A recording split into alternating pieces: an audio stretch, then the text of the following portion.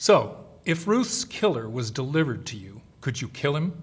You, yourself, with your own hands? Bert's eyes narrowed and hardened. Yes. Allen leaned over the podium. Picture it a moment. How would you do it? Would you want it to hurt? I imagine you would. You wouldn't want him to die quickly and painlessly, would you? You want revenge, and revenge takes time. Think about it. Allen saw Bert think about it. He softened his voice to a loud whisper. Do you see it? Do you feel it? Yes.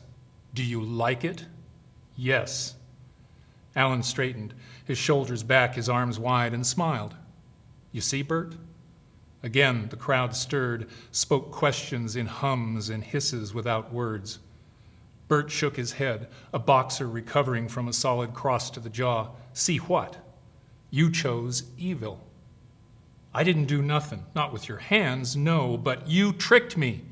Allen said, I tempted you.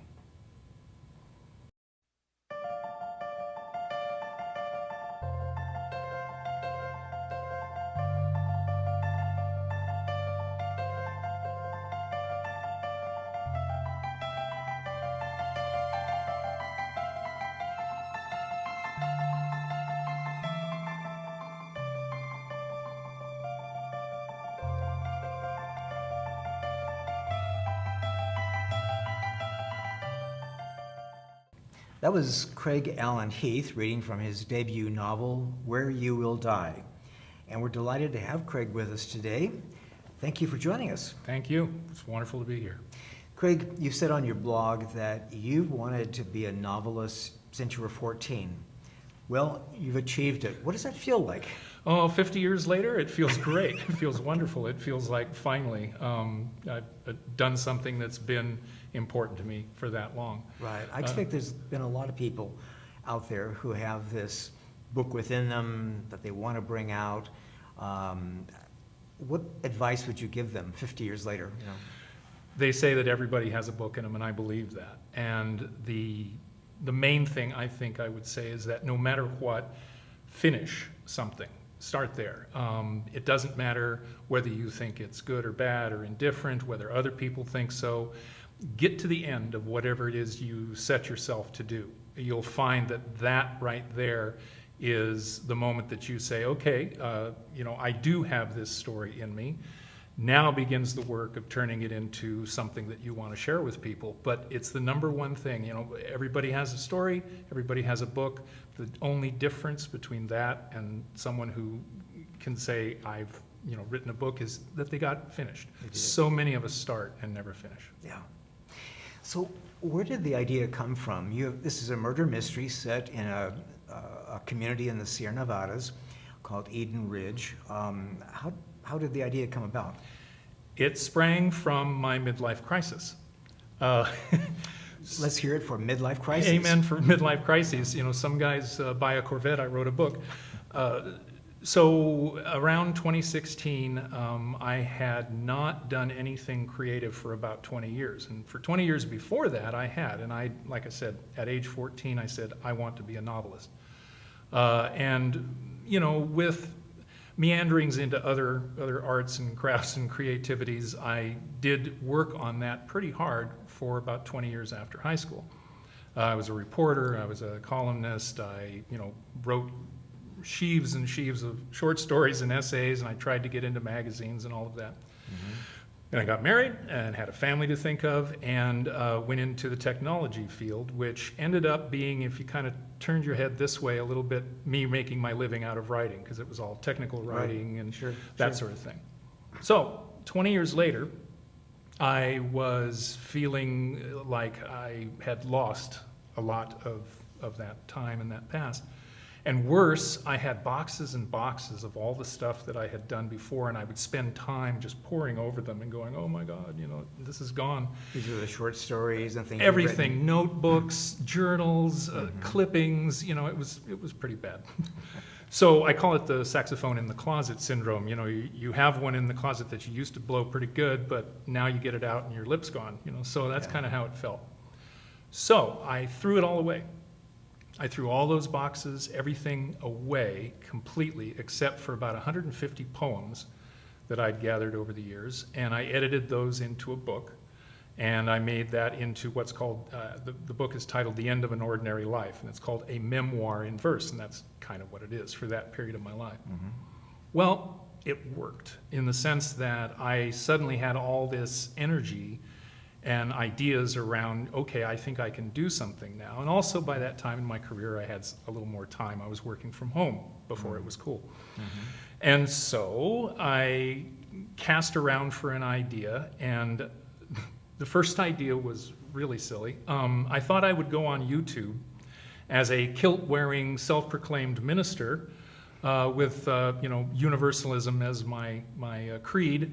And then I said, no, I can't do that because a real minister helps people hands-on, and I'm not that good of a man. So I said, well, maybe I could make him into a protagonist in a story, and that's what set it off, was just him being me, Eden Ridge, the town, being paradise, where we lived, Ruth being basically a version of my wife, and I said, okay, how do I create action? How do I make something happen? Hey, murder mystery. It really is that kind of silly as to how it all came about, but that's where it got started. At some point, though, this idea took off for you, whereas other things you were trying on and maybe that wasn't working, and you threw out a lot of stuff, but there was something about this idea that grabbed you. What was that? I guess if I could reduce it to one thing, it was the fact that I was creating this ensemble. I took a bit of inspiration from Louise Penny's book, Still Life, if anyone's familiar with that one. It's small town, quirky characters, ensemble, lots of, there's a murder mystery, but it's almost incidental to all the fun going on in the town. And as soon as I started fleshing out these characters in this place, it was like I felt like I really had something that I could work with. And I set myself a timetable that I didn't stick to, but at least I got the discipline to work on it. 44 weeks later, I had a first draft and went on from there. 44 weeks, that's impressive, actually. I thought it was going to be 24, but... Okay. So you've got this unconventional minister who wears a kilt in Eden Ridge, and his name's Alan Wright. He has moved there, he has lost his wife, so he's grieving, and he becomes sort of adopted by a number of the townspeople, including Ruth Mackenzie, who has an antique shop there, and her group of friends who are called the Little Red Hens. Suddenly, we're very surprised that Ruth is murdered. She seems very unlike your typical murder victim, in that she's kind, she's beloved by the community, and suddenly somebody has murdered her. And Alan sets out to discover who. As you were plotting it, I'm intrigued, particularly by people who write mysteries, murder mysteries and such. At what point did you know who the murderer was? Was that there from the beginning, or did you have to sort of ease into it and discover it on your own? I discovered it on my own because I discovered almost the whole thing on my own. When I started out, I said I had these few elements. And then I did what's called pantsing, writing by the seat of your pants. I didn't plot it. I didn't outline it. I didn't think it through. I just started writing, following along with the characters. And one of the most delightful things about the whole process was in that first draft, my wife, Pat, and I would take our dog for walks, and we would start ad-libbing material, especially for the hens, for the women. And most of it was too ribald to make it into the final draft, but it was fun, and it imbued this character of these women who all, they're very tight, they know each other, they too are big in the community in terms of, community service and such, and they're gossips and, typical kind of thing. And I just went through and followed them along, especially in that first draft. Then, once I kind of felt like I had a handle on them in terms of character, and I knew I had to keep writing to get to where the story was going to be, I spent years and years and years constantly, rewriting and reworking it. The killer, the very first killer didn't even make it into the final draft of the book. You know, it was just like, oh no, that's too easy. You know, right? I got rid of him later on. Then I narrowed it down to 2 people. Then I narrowed it down to 1, and then I had some early readers tell me, no, I don't think it's that person. I think it's this other person. And sure enough, I went, hey, they're right. That would be much better. So in effect, I got to play detective myself, trying to figure it out who it was. That's interesting. A lot of writers talk about having to write the story to find out the story, you know, rather than going into it. And of course, we have other writers who very much plot everything out before they even begin writing. So it's interesting to me that it was your beta readers who were giving you feedback, Yeah. who opened you up to other possibilities. That was one of the it was one of the most enjoyable and kind of surprising aspects of the whole process. Since I wanted for, like I said, 50 years to write a novel and never did, like that's part of why I said earlier about finishing. I started a few and never got further with them. So I didn't know anything really about the process other than what I'd read in books on the craft or things like that. I didn't know it in terms of having my own experience of it. Right. So for the first draft especially, you know, I was feeling like, oh, I've got to keep this to myself. I can't share it until it's perfect, until it's ready, you know, all kind of silly ideas that you have. But then, you know, the idea came to me, of course, you know, a lot of people say, no, you've got to get it into readers' hands as early as you can and start working from their ideas. So the first time I did that, I got back wonderful stuff that I would have never thought of. And it just then, it could have, you know, brought me down and made me so, oh, it's not right. But what it did is it lifted me up and said, oh, this could be good if I just work on it a little bit more. Yeah. So that was great. Do you work with a writing group, or do you write sort of on your own? I have worked with a lot of groups over the years. Now, in the last couple of years since I've been, you know, finishing this one up, I haven't, just because even though I'm still working from home in technology, it's still a demanding job. It still takes a lot of time and a lot of focus. And I was doing so much with this that I just didn't have the energy, you know, and the focus to devote to other people. Because if you're going to join a group and work with a group, you don't just get to, you know, have feedback to yourself. You've got to read other people's stuff and spend time with them and work with them. And I just didn't have it to give. Plus, you know, COVID got in the way. Okay. What's your writing process? You talked about the amount of time that you've used on this, or taken on this, but are you a sporadic writer or more disciplined? Do you have a daily plan, or how do you go about it?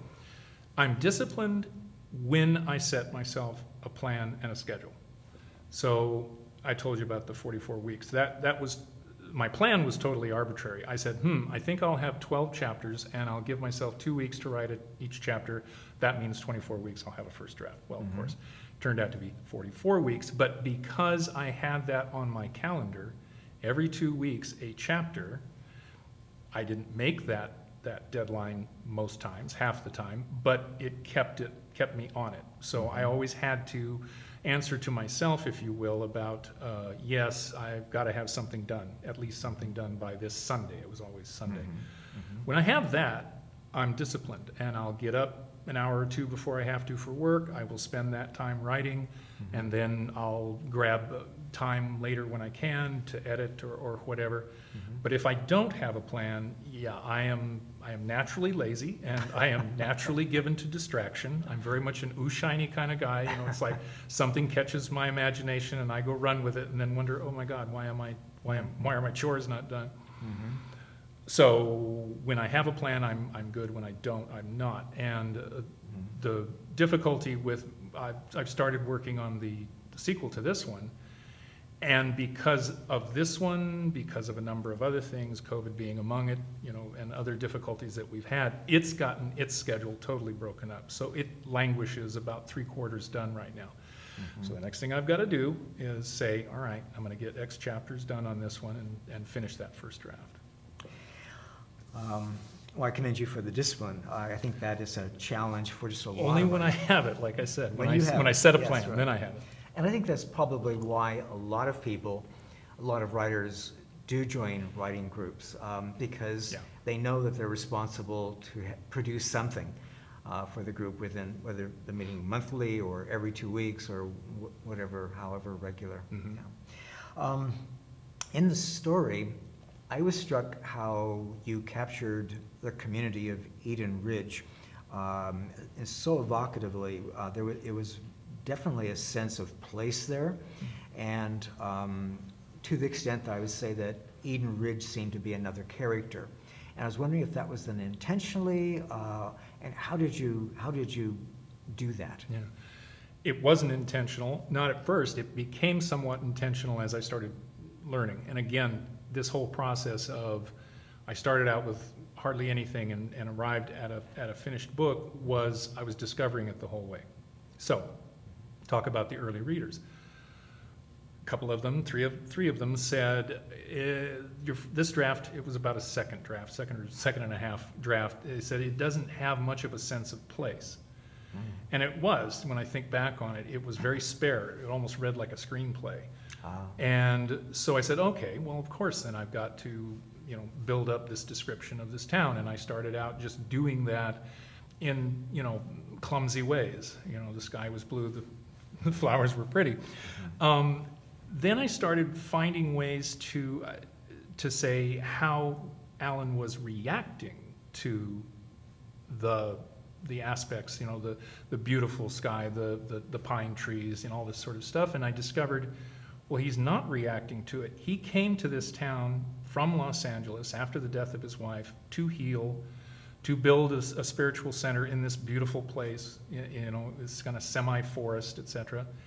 And now, at this point in his life, because of Ruth's murder, he can't enjoy the very thing he was there to enjoy. So he's ignoring all this beauty all around him. That then, over time, gave me an idea of what if the beauty of the surroundings is trying to soothe him, trying to make him feel better, and he's rejecting it the way we do with people. When we're in pain, we will often push away people who are trying to do us good. So that led me to descriptions that say things like, the breeze and the bird song were trying to offer him a gift that he could not accept. Rather. So that's what gave me that idea.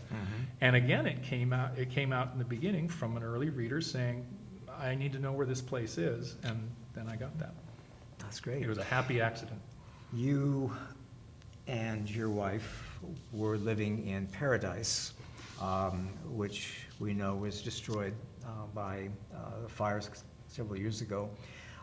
Is this paradise? Were you trying to recapture that community? The paradise before the fire, yes, very much. We lived there for 21 years, and we lost everything in that fire, along with thousands of our neighbors. Unlike 85 of our neighbors, we escaped with our lives, and we were very lucky in a lot of ways that made us able to come here and restart our lives here in Longview, and we love it here, and everything's wonderful for us, not necessarily for many other people. Yeah. But what paradise was, and it will be a town again, and it will be beautiful again, and it has wonderful people in it who really love the place. But what it was a place where I have a line in the book that says it was a forest where people made their homes, not a town with a lot of trees, because nobody would actually fell a tree that didn't need felling. They built homes and businesses and whatnot among the trunks. So you were living very much in a forest. There was a few subdivisions, of course, that were different, but hardly any. For the most part, it was just these ravines with these wonderful trees, and you just kind of, lived in this forest, and it was wonderful. And so I tried to evoke that, and I used springtime in this one for, it was mostly arbitrary, just because, okay, that's a beautiful time there. Fall is too. The way I'm planning to use seasons now is I'll go through different seasons with the subsequent books. So that's what I was after there, is trying to give a sense of what the place was like that we loved so much. For a number of years, I lived in Australia and in Victoria, and lived in a beautiful community which Eden Ridge reminded me of. It was called Eltham. It's out on the outskirts of Melbourne. And it's very much the sense that people didn't destroy trees. They built around them.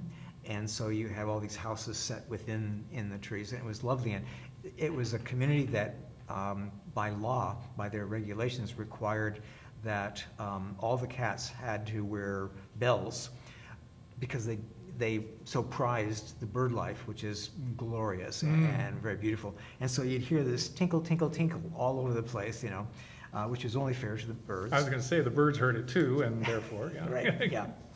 And so I was impressed that That's this wonderful. was definitely a community that the people appreciated where they were living, and really valued this community among the trees. They did. When you write, what do you find as the easiest part of writing for you? I think the easiest is dialogue. That's part of why I think that early draft was so spare.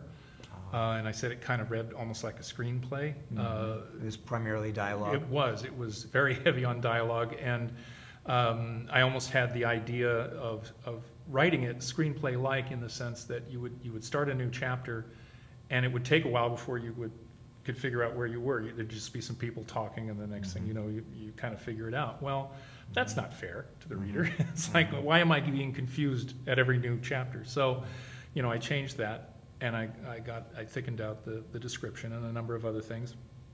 But dialogue is pretty easy. Once I have a sense of a character, I find it pretty easy to write what they're going to say. And that was a lot of that, following the character along, was just how do they talk and what are the kinds of phrases that they use.